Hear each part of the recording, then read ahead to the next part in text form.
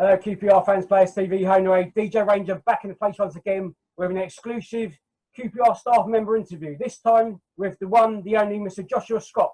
How you doing, sir? Yeah, good, DJ. Thank you. First time I think I've been called the one and only. Okay, mate, no worries. But it's, yeah, exactly. I always do that anyway, but never mind. But it's a good start anyway to give you a bit of a boost. I like it. Yeah. Obviously, working for QPR, you're the head of operations. Is that correct? Yeah, that's correct. Yeah. And how long have you been in the role now at present? So head of operations, it's been since February. Nice timing, of course, because I had about 1 month to settle in, and then COVID hit. Been with the club since December 2016, so been in 4 years now. Actually, it's 4 years this month.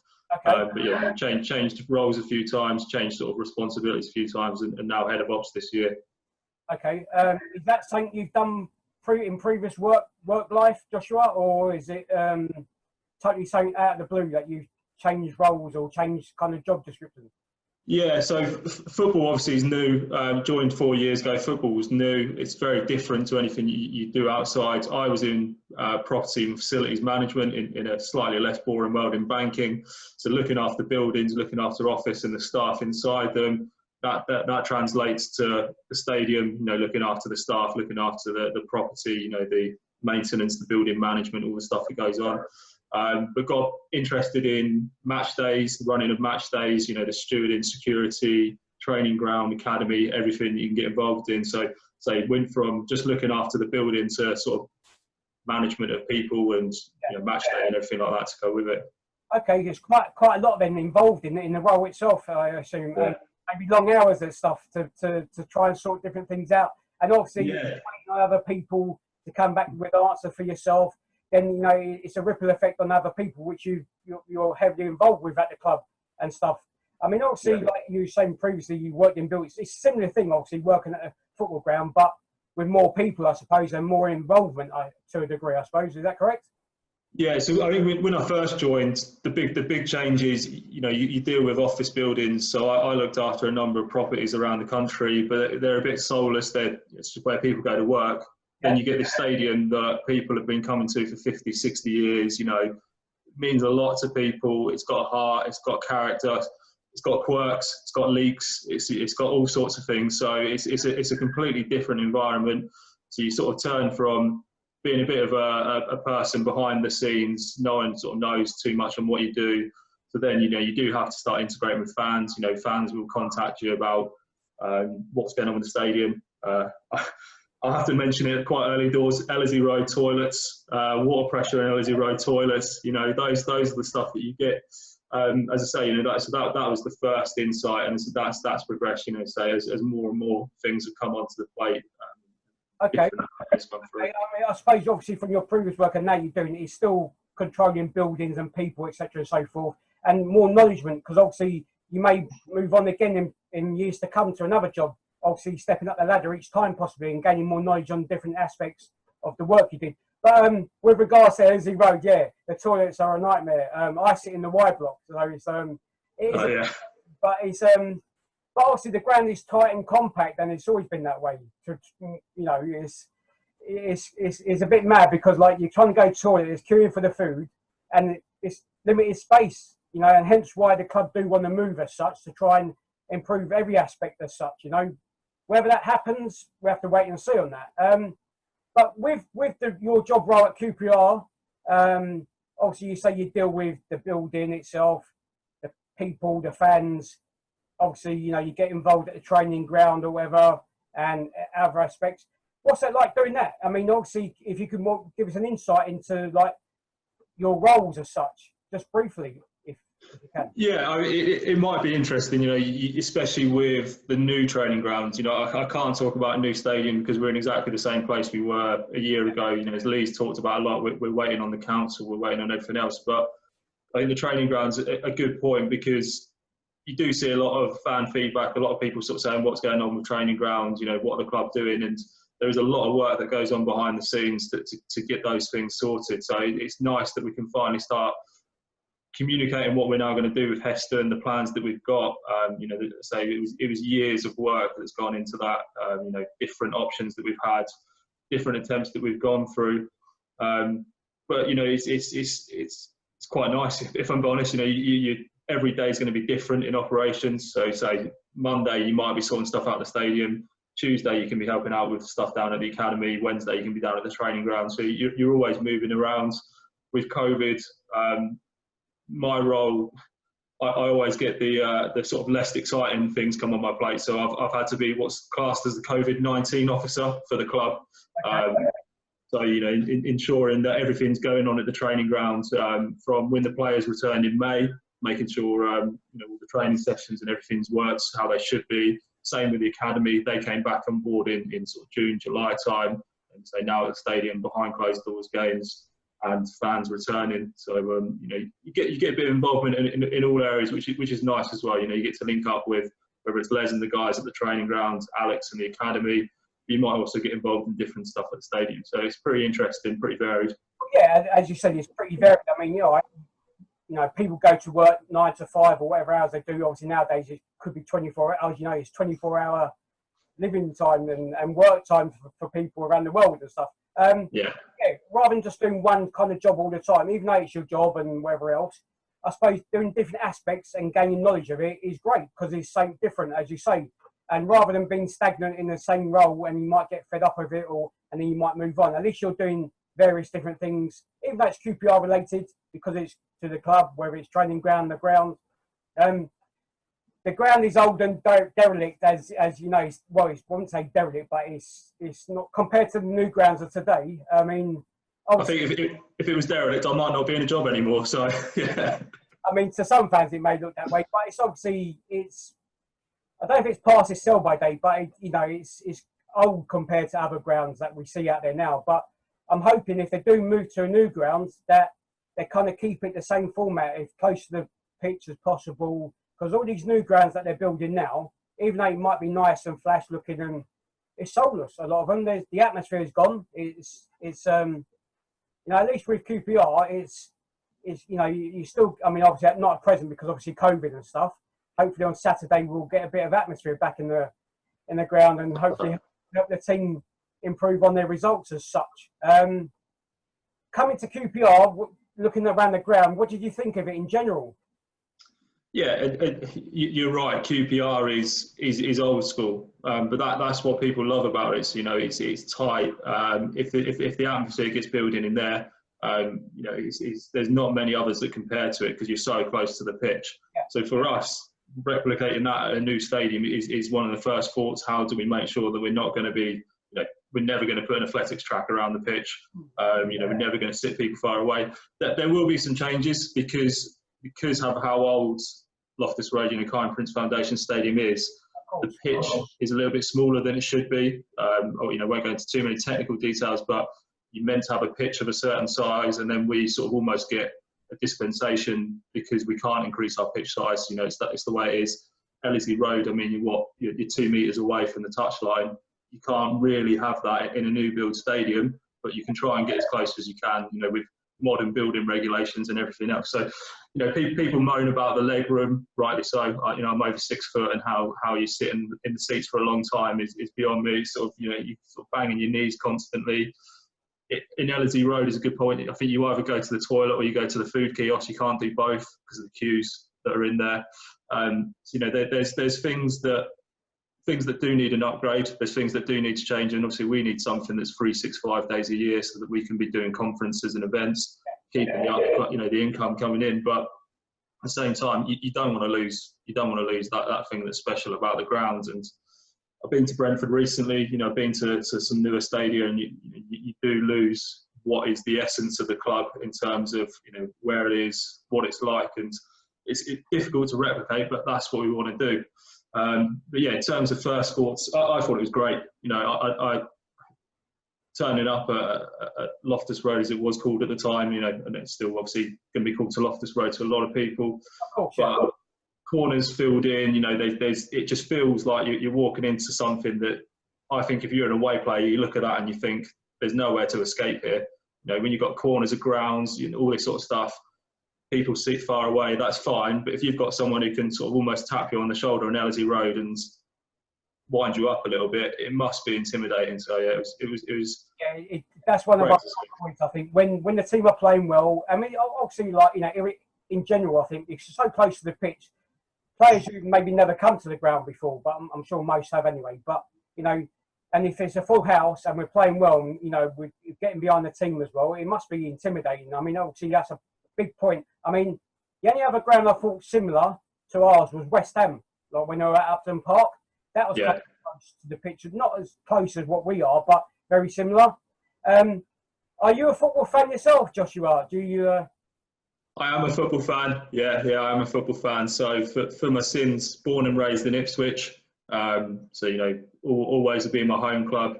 But for me, I think for a lot of people, you get invested in your work, and I'm in a unique position and a pretty privileged position that I work for a football club. And you know, while the first probably couple of years, you know, it was getting involved in my work, making sure that, you know, I put work as a priority. Before you know it, you're following QPR around the country. You know, I'm going to away games, sitting in the stands with everyone else. You know, being in the terraces at Brentford, being in the stands at Fulham. My role this year has meant I've gone to every away game. So I've been up and down the country, and before you know it, you know, say I watch the under-23s, I watch the under-18s, sit there and talk about QPR every day. So you can't not be passionate about the club. Yeah, I mean, even though your hometown team is Ipswich, and you know, but you're working for QPR, so you're going to get affiliated to QPR. And as you just rightly said there, it's like, you know, you're heavily involved in the building, but also going to watch the team as well, and like doing stuff work-wise, you know. So that's expected, I think, for anybody to kind of have an affiliation, even though your heart is with another side as such.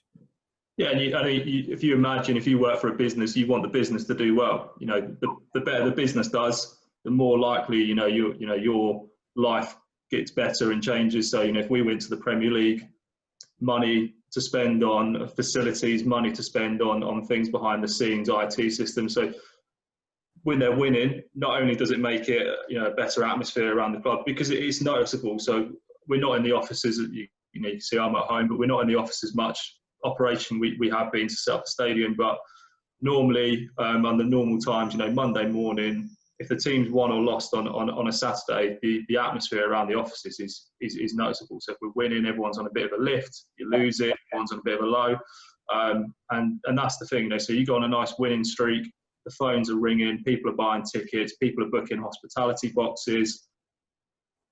Fans generally don't moan about Elysee Road toilets or moan about leaks if you're winning, so that's another nice thing. So, you know, the better the team does, the better the atmosphere. But so you do get invested, and you know, I've slowly realised over time that I'm reacting as any fan would do to what happens at QPR. So, you know, my head's in the hands when someone misses a sitter or doesn't do what I want them to do. So I think I can say as a supporter, which is nice. You know, you do want to support the club that you work for, and that makes it better when you talk to fans, because I can sit there and wax lyrical about some of the players and moan about others, but I won't do that now.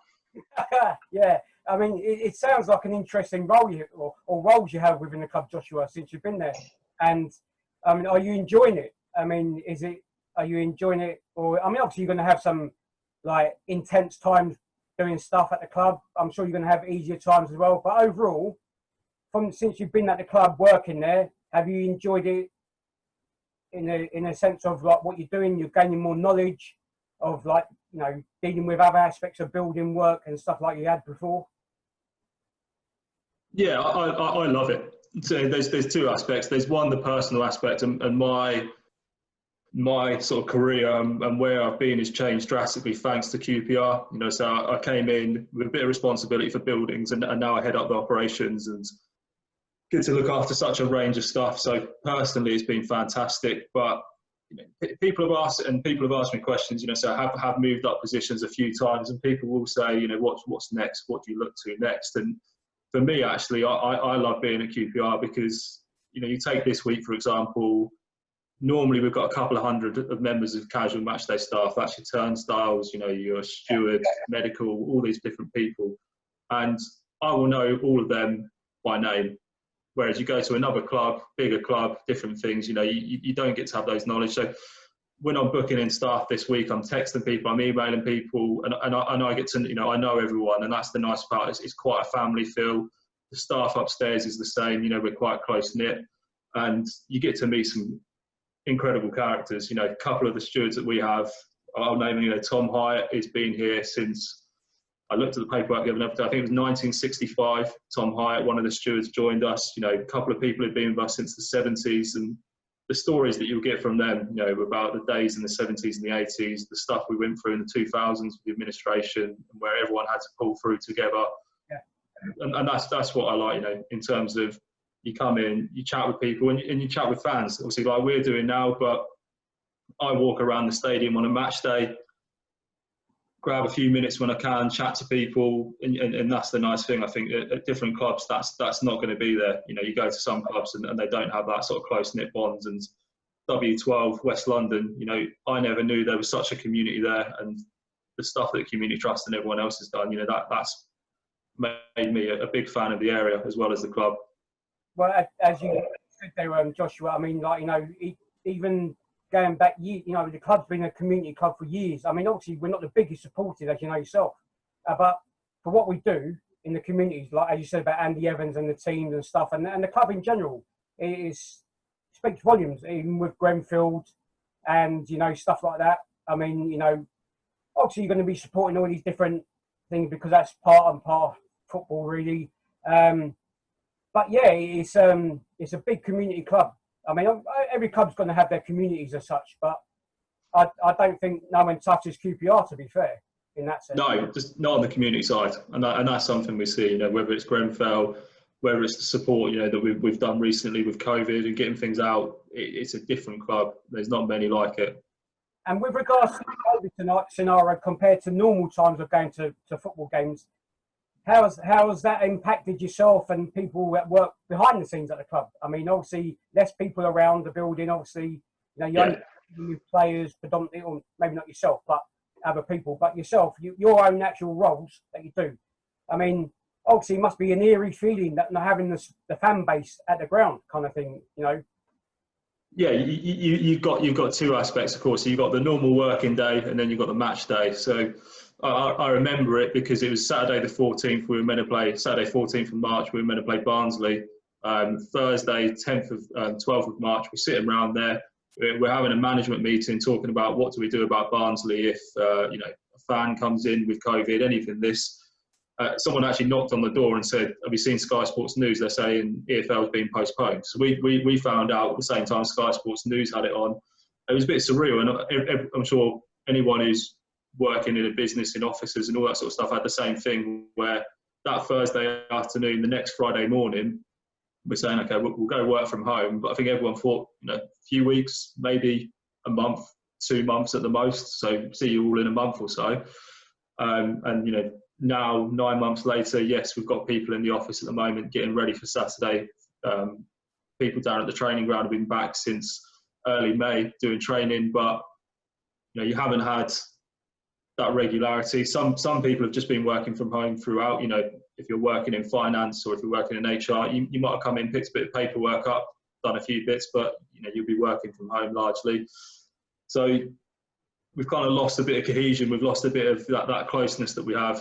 This is the time you'd have a Christmas party, so we haven't got the Christmas party, haven't got the Christmas lunch.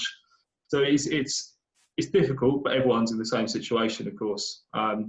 Match day's been a sort of struggle on our end because the whole day revolves around getting the fans in, making sure that works. You know, from an operations side, normally I don't touch the football side. You leave the players, you leave the management to themselves. We focus on the stadium, the fans, and everything else. So you've had that taken away from you.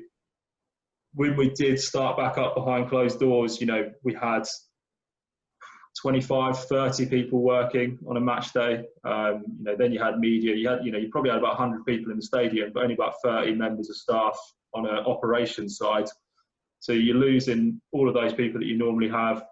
They've lost employment for a long time. So it's been a struggle, and it's now nice to see that we can start hopefully progressing back into 2,000 fans. If we get to tier 1, you know, I won't comment on what's going to happen tier 3, tier 2, tier 1, but if we get to tier 1, you know, 4,000, the idea, you're allowed to reduce capacity, so the idea was that we could have up to about 5,500 because you can have about 30% if it wasn't these COVID rules. You know, and then let's just hope that vaccine starts rolling out and we get back to having a full stadium, because I can't wait till that first day, that first game back of everyone being back in. It'll be great. It must be a bit of a nightmare day for you as well, because it'd be so busy. I mean, obviously you're used to doing it. I mean, obviously you've done it before, kind of thing. You know, even though like, you know, there's less crowd, but that's your job, as you said, that, you know, you deal with getting people into grounds, etc., and so forth. And it's like, I suppose in a way, you're kind of lost without it, even though you've been busy doing other stuff within, you know, your job description and such, and with COVID as well on top. It must have felt like a bit strange for everybody. Never mind yourself, like, and other members working at QPR, all teams, any kind of sporting stuff, or in general, even like my workplace. I mean, people are working from home, as you say, very similar. You know, it's crazy time, but as you said, hopefully we can get back to some kind of normality. Well, we're starting on Saturday at home with Reading. Yes. You know, yes. We can start being a bit more normal again, talking to fans, etc. But Joshua, I'd like to thank you for coming on to QPR Fans and Players TV, Home and Away, and giving us an insight into your roles that you do at QPR. And keep up the good work. Much appreciated. And I hope to see you down at the ground soon, or one day. That's it myself, Deejay Ranger, with Joshua Scott, Head of Operations at QPR. For QPR Fans and Players TV, Home and Away. We're out of here. Come on, you R'ss. It was.